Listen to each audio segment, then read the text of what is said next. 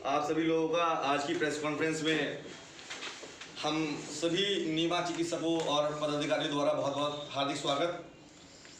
हाल फिलहाल जैसा देखने को मिल रहा है हिंदुस्तान में कि जो चिकित्सा पद्धति है हिंदुस्तान की, जो पिछले 5000 सालों से वर्क कर रही है और हिंदुस्तान और आसपास के तमाम देश और विदेशों के लोग जो इससे फ़ायदा उठा रहे हैं, उसको बदनाम करने की और लोगों के सामने उसको गलत तरीके से पेश करने की कोशिश की जा रही है कुछ निजी संगठनों से। तो उसी के लिए हम आपको बताने आए हैं आज कि ये जो भारतीय चिकित्सा परिषद जो CCIM है हमारी, को जो बेचारे ऑलरेडी परेशान हैं, इतने पेशेंट्स हैं हिंदुस्तान में यहाँ पर ऑलरेडी परेशान हैं, और आप कह रहे हैं कि साहब हम तो जो है 11 तारीख को और अपना बंद रख देंगे ताकि हम उन्हें और परेशान करें। तो ये किस तरह की दो मुही बातें हैं? तो ये चीज़ें हम लोगों को समझ में नहीं आती हैं।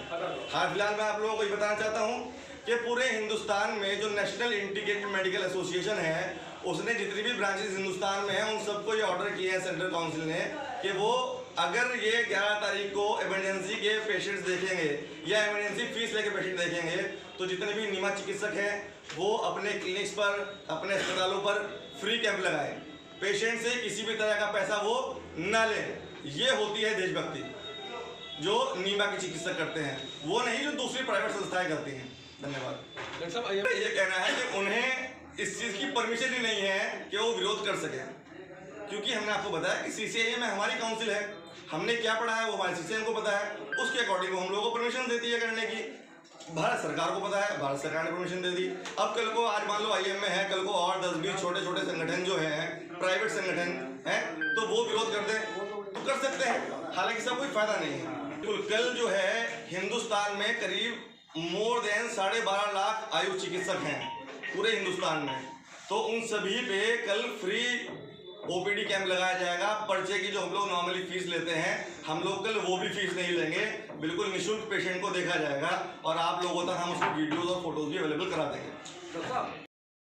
बात चाहे MBBS की हो, बात चाहे BMS की हो या आयुर्वेद चिकित्सकों की हो, हम लोगों की अपनी अलग अलग काउंसिल्स हैं। MCI क्या कह रही है करने के लिए अपने MBBS चिकित्सक को, वो MCI जाने और MBBS चिकित्सक जाने, उसमें हमारा कोई रोल नहीं है। इसी तरीके से हमारी जो काउंसिल है CCIM, जो काउंसिल हमारी है, वो हमारे चिकित्सक को क्या करने के लिए कह रही है वो हमें पता है। उसमें IM में या MCI या और कोई क्या है करने वाला। और ये जो सर्जरी की परमिशन मिली है, पहली बात तो ये प्लेन BMS चिकित्सक को नहीं मिली है।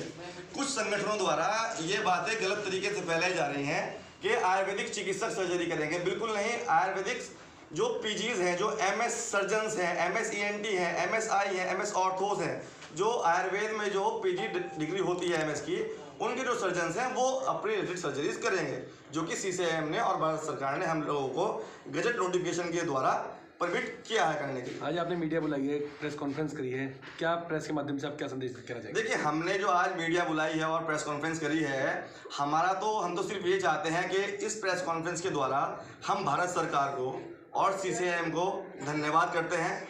और हमने जैसा सुना है कि कुछ संगठन ऐसे हैं चिकित्सकों के जो 11 तारीख को हड़ताल पर जा रहे हैं, जिससे हमें ये लगा और हमारी संस्थाओं को ये लगा कि शायद 11 तारीख को पेशेंट्स को प्रॉब्लम्स होंगी।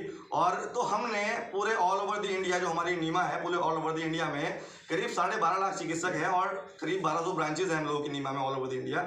तो हम सभी नीमा चिकित्सक अपने अपने अस्पतालों पर, अपने क्लिनिक्स पर फ्री कैंप का आयोजन करेंगे, जिसमें किसी भी पेशेंट से कोई फीस नहीं ली जाएगी। और तथाकथित जो हम लोगों की और जो दूसरी संगठन है, उनसे जो पेशेंट्स अगर परेशान हो तो वो नीमा चिकित्सकों के पास आकर अपना फ्री इलाज यानी कि फ्री OPD से वो अपना इलाज करा सकते हैं। किसी को कोई दिक्कत नहीं होनी चाहिए। डॉक्टर साहब, IM के चिकित्सकों का कहना है कि कहीं ना कहीं जो परमिशन दी गई है वो आम जन के साथ खुलेआम जिंदगी से खिलवाड़ है। इसमें मैं तो ये कहूँगा कि साहब भारत सरकार है और बड़े बड़े IAS वहाँ बैठते हैं, इसके अलावा काउंसिल है हमारी, तो मुझे लगता है कि इतने बड़े बड़े सचिव बैठे हुए हैं, उनका दिमाग शायद और लोगों के दिमाग से ज़्यादा होगा, तभी तो वो इस लेवल पे बैठे हुए हैं। तो इतने बड़े लेवल पे जो लोग बैठे हुए हैं भारत सरकार को लेके, तो उसके बारे में कोई प्राइवेट संस्था क्या कह सकती है, उसके मैं चाहता भी नहीं हूँ कि वो जवाब उसके लिए दिया जाए। कोई जवाब उसके लिए है भी नहीं। इनका ये भी कहना है कि हम आयुर्वेद का कहेंगे। देखिए, अगर वो आयुर्वेद का विरोध कर भी ले तो क्या, मैं तो ये कहता हूँ कि आज के टाइम में जो एलोपैथ की बहुत सारी मेडिसिन जो बताई गई हैं, जो बता रहे हैं, जैसे मान लो एट्रोपिन होता है, ट्रेमाडोल होता है, डिजॉक्सिन होती है, लेनोक्सिन आइनोट्रोपिक ड्रग है, हम लोग हार्ट अटैक्स में देते हैं, या इसके अलावा मान लीजिए आप लोग लीवर सिरप्स हैं, गायनी के सिरप्स हैं, एंजाइम सिरप्स हैं, इनके पास है ही कहाँ? ये तो आयुर्वेद की मेडिसिन का एलोपैथीकरण करके बेच रहे हैं उसको, तो आयुर्वेद का विरोध कैसे करेंगे? इसके अलावा ये कह रहे हैं कि हमें सर्जरी की परमिशन मिली है, उसका विरोध करते हैं, तो कर लीजिए। हमारे सर्जन ने जब 3 साल इनका सर्जन पढ़ता है उसी तरह हमारा ही पढ़ता है ना? तो जब इनके को परमिशन है तो हमारे को क्यों ना हो? भारत सरकार ने परमिशन दी है, काउंसिल ने परमिशन दी है, कुछ सोच समझ के दी होगी, कोई बेवकूफ़ तो नहीं है कोई। ओर से भारत सरकार द्वारा जो गजट नोटिफिकेशन जारी किया गया है, हमारे स्पेशलिस्ट आयुर्वेद शल्य चिकित्सक एवं शालाक्य चिकित्सकों के लिए उनको सर्जरी करने का अधिकार दिया गया है। हम सरकार के इस निर्णय का स्वागत करते हैं और कल हम अपने नीमा की जो भी हमारी ब्रांचेज हैं रुड़की में, प्रत्येक ब्लॉक के एसडीएम के माध्यम से माननीय प्रधानमंत्री जी, भारत सरकार एवं माननीय आयुष मंत्री को एक धन्यवाद पत्र भी प्रेषित करेंगे। और साथ ही साथ जिस प्रकार आईएमए के संगठन इस निर्णय का, सरकार के इस निर्णय का विरोध कर रहे हैं और जो उन्होंने हड़ताल पे जाने का कल निर्णय लिया है, उसमें हमारे सारे आयुष चिकित्सक नीमा के कल अपने अपने चिकित्सालयों में, क्लिनिक्स में निःशुल्क चिकित्सा शिविर का आयोजन करेंगे ताकि जनता को कोई नुकसान न हो सके। आईएमए का ये विरोध आयुर्वेद चिकित्सकों का विरोध नहीं है, उन्हें अपनी आर्थिक जो है आर्थिक स्थिति उनकी खराब होने का डर सता रहा है, क्योंकि आयुष का चिकित्सक एक दुर्गम इलाकों में भी अपनी चिकित्सा सेवाएं दे रहा है।